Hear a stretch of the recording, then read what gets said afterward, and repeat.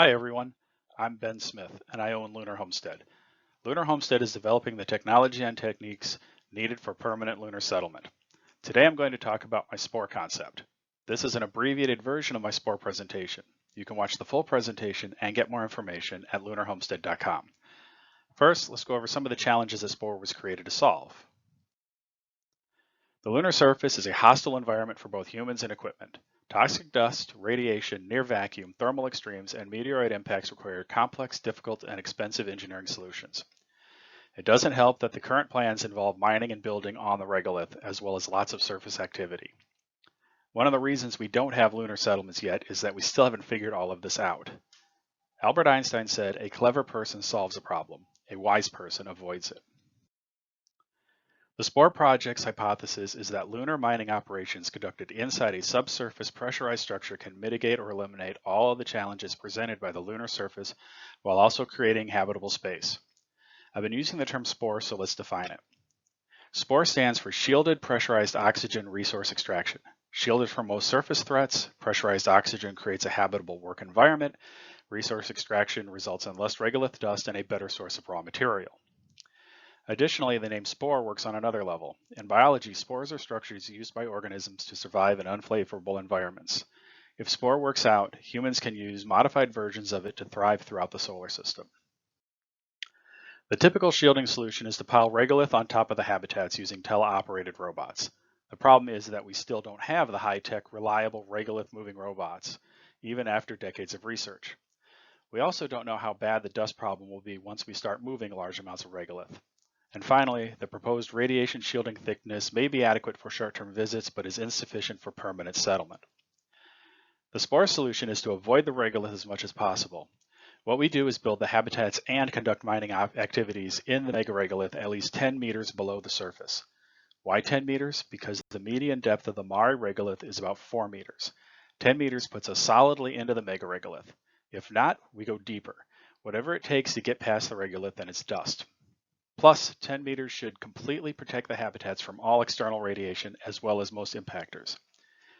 The known issues are addressed in the appendix of the original presentation. I just wanted to let you know that I'm aware of them. Let's briefly talk about some of the advantages of spore shielding. Models and Apollo core samples showed a trend to coarser grained samples with depth. 10 or more meters of shielding will eliminate radiation as a concern for habitats and mining operations. Monthly temperature fluctuations are no longer a concern. It would take a 430 kilogram impactor, give or take, to punch through 10 meters of shielding. This would be a very rare occurrence. Impactors are a bigger threat to exposed mining equipment. We could be waiting a long time for settlements if surface-rated robots are considered mandatory. And we don't need robots. Humans have been digging tunnels and creating underground structures for a very long time. We're rather good at it. Now we're underground and safe from most surface hazards. Let's eliminate the threats in our new environment. Metal extraction processes are going to produce a lot of oxygen. Here are a couple of the common lunar minerals being considered for oxygen and metal production. As you can see, oxygen is a major component of these minerals. The SPORE solution is to pressurize the SPORE work environment with 100% oxygen at 48 kPa. The website has all the details on how I reached this solution. A pressurized work area with a breathable atmosphere has several advantages. SPORE creates a habitable work environment. The vacuum threat is minimized, so spacesuits are not necessary. At this pressure, homesteaders can also freely move between the SPORE work area and the habitat. Lunch and bio breaks won't require eating from a tube or adult diapers. Homesteaders can also quickly retreat to the habitat if something goes wrong. Regolith and mining dust are serious issues. A pressurized work area gives us more options for dust mitigation. Equipment doesn't have to be designed for the surface environment. This allows us to explore other options such as hand or pneumatic tools. The atmosphere will also help manage the thermal environment. The standard solution for resource extraction is basically open pit mining of the regolith using teleoperated robots. The problems with this are that it takes place on the surface, actively engages with the regolith, and requires robots that don't exist yet. Another problem with surface mining that I haven't addressed yet is the low gravity.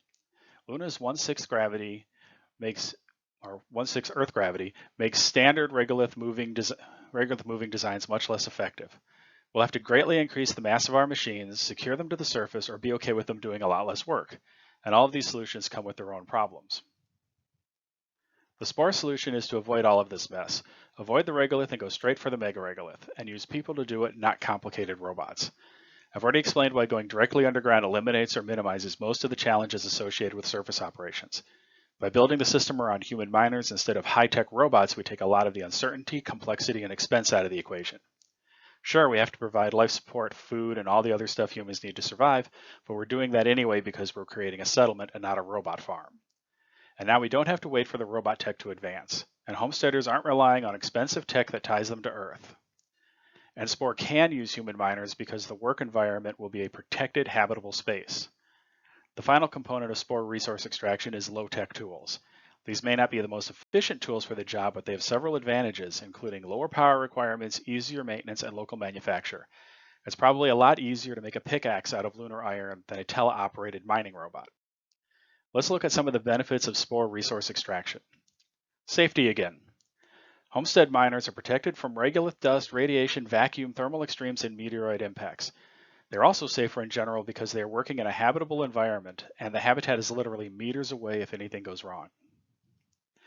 Operating in an enclosed space might help with the low gravity. We may be able to temporarily secure the miners and mining equipment to the SPORE structure, allowing people and equipment to work more efficiently. Lunar regolith structure and chemistry is wildly variable, even between locations only a few meters apart.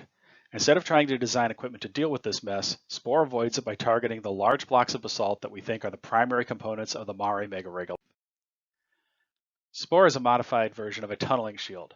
The key feature is that as the excavation moves forward, a permanent structure is built to line and support the tunnel left behind.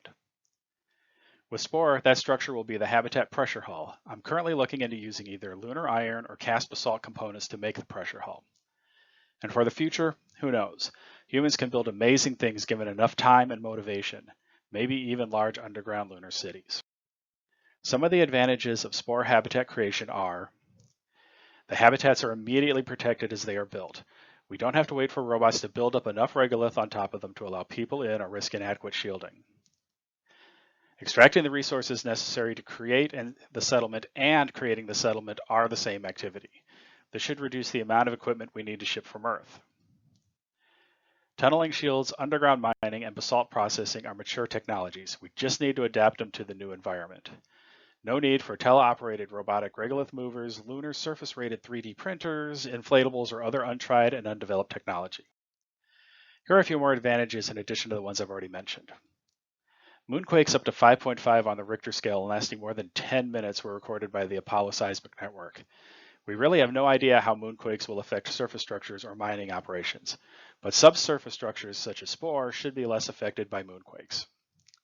The overall lower level of technology needed for SPORE should allow settlements to substantially reduce their need for equipment from Earth. Of course, we won't know how low tech we can go until we try. And finally, lunar settlement for everyone. It's the Lunar Homestead slogan, but what it really means is that anyone can help move lunar settlement technology and techniques forward. You don't need lots of money or an expensive lab. Helping us consolidate our knowledge base is a useful form of research and desperately needed. Conducting small-scale research projects in your home is feasible and useful. And lunar settlement isn't just for elite astronauts or select corporate employees. We're not going to create lunar, Martian, or solar civilizations by sending the chosen few on limited missions. Lunar Homestead is working to create the tech needed to enable anyone to carve out their destiny on the lunar frontier. Thank you for your time.